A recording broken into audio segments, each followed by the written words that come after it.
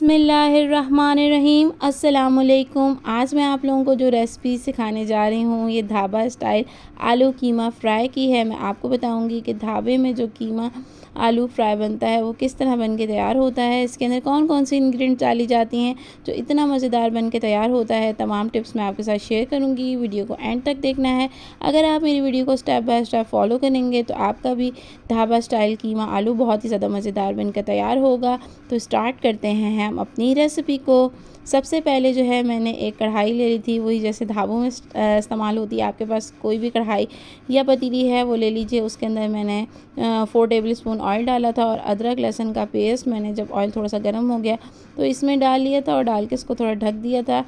जब अदरक और लहसुन का पेस्ट जो है लाइट गोल्डन ब्राउन हो जाए, इसका कच्चापन दूर हो जाए, तो मैंने 2 प्याज जो हैं वो बारीक चॉप कर लिए थे, वो इसके अंदर डाल दिए और इसको भी जो है इसके साथ अच्छे से फ्राई कर लिए। आप ऑयल के अंदर ना पहले अदरक और लहसुन को जो ना फ्राई करने के बाद, थोड़ा सा कच्चापन दूर करने के बाद आप जब प्याज डालेंगे तो उसका टेस्ट बहुत ही अच्छा होगा। और इसके बाद जो है ना मैंने 1 केजी गाय का कीमा ले लिया था।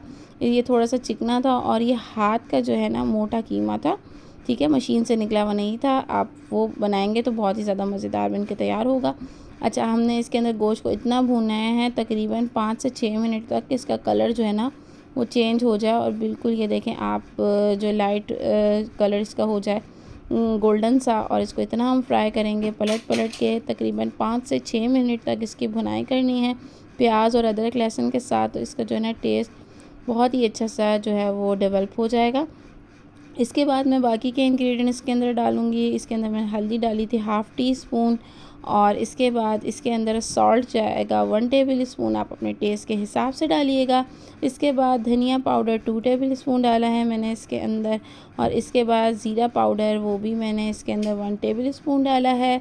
इसके बाद कुटी हुई लाल मिर्च डालूँगी 1 टेबल स्पून, पिसी हुई लाल मिर्च वो भी 1 टेबल स्पून। में थोड़ा सा स्पाइस ज़्यादा डालती हूँ, आप अपने टेस्ट के हिसाब से एडजस्ट कर लीजिएगा। 5 मिनट इसको ढक के मैंने पकाया था। उसके बाद ढक्कन खोला और मैंने 2 टमाटर का जो है ना पेस्ट इसके अंदर डाला था।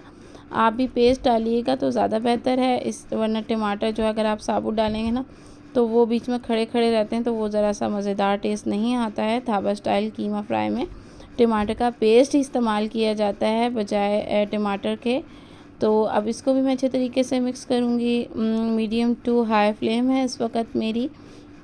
और इसके बाद इसको भी मैं जो है तकरीबन ढक के 2 से 3 मिनट तक पकाऊंगी ताकि अच्छे से जो है इसके अंदर मिक्स हो जाए। इसके बाद मैंने तकरीबन 3 से 4 मिनट बाद इसको ऊपर से ओपन किया था और ओपन करने के बाद फिर इसको मिक्स किया। इसी तरह से आप स्टेप बाय स्टेप तमाम इंग्रेडिएंट्स डालेंगे ना तो सबका टेस्ट एक अच्छा सा डेवलप होगा और बहुत ही ज़्यादा मज़ेदार आपका जो है वो ढाबा स्टाइल कीमा आलू तैयार होगा।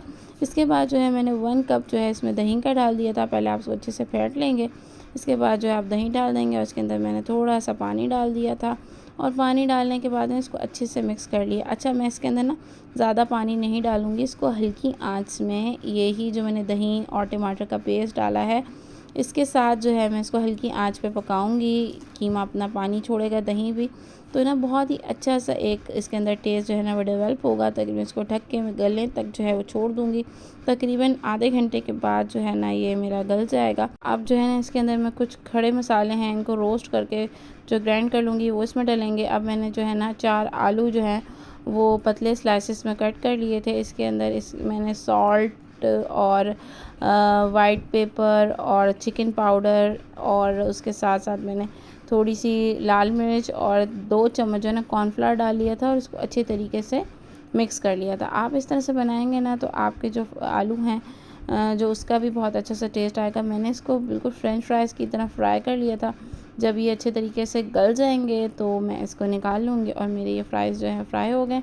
इसके बाद तकरीबन मेरा गोश्त जो है 25 मिनट के बाद मैंने अपना कीमा जो है ऊपर से खोला था तो ये देखें, आप देख सकते हैं ये काफ़ी हद तक गल चुका है और अभी इसके अंदर पानी है। तो मैंने इसके अंदर जो है ना मिर्चें जो है वो 6 हरी मिर्चें जो है वो साबुत डाल दी इसके अंदर और इसको भी अच्छे से तरह से मिक्स कर दिया। और तकरीबन मैं इसको जो है ना 5 मिनट के लिए और ढककर पका लूँगी। 5 मिनट के बाद जनाब मेरा गोश्त गल चुका है और ये जो मैंने फ्राइज़ जो है वो फ्राई किए थे और उसको मैं इसमें डालूँगी। बिल्कुल ये देखिए फ्रेंच फ्राइज़ की तरह, इस तरह से आप डालें ना तो बच्चे भी बहुत ज़्यादा पसंद करेंगे।